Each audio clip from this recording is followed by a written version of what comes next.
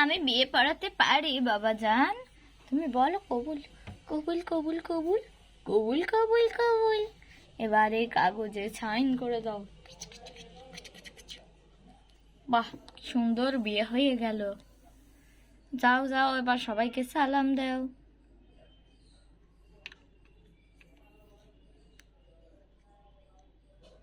দাঁড়াও, কিছু কথা বল।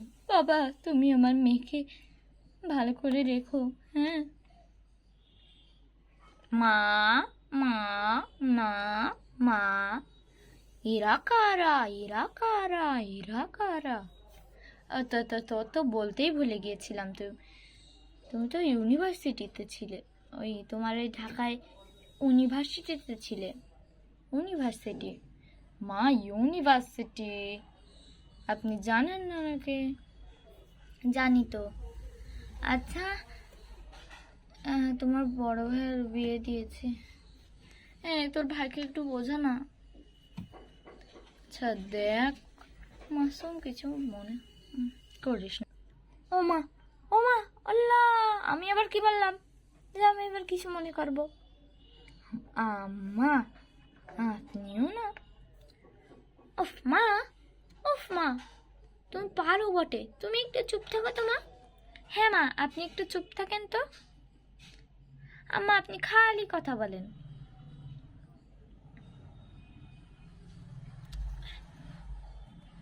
হ্যাঁ হ্যাঁ, খুব খুব কথা। এই চাপ চাপ চাপ। সব আমার বিপক্ষে চলে গেছে।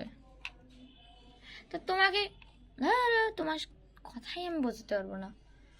যাই হোক আম্মা, এই হচ্ছে আমার ভাবি আর এই হচ্ছে আমার ভাই, তাই তো? হুম।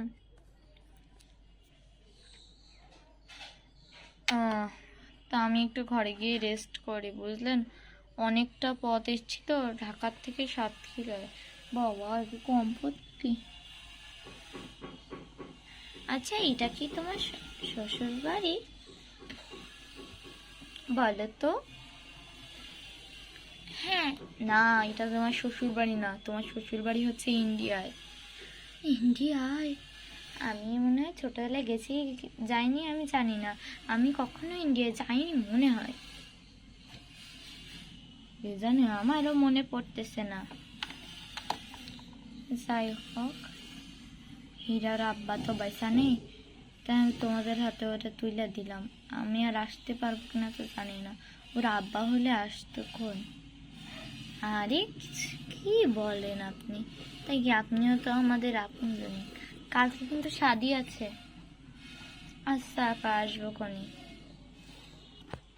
So like, share and subscribe.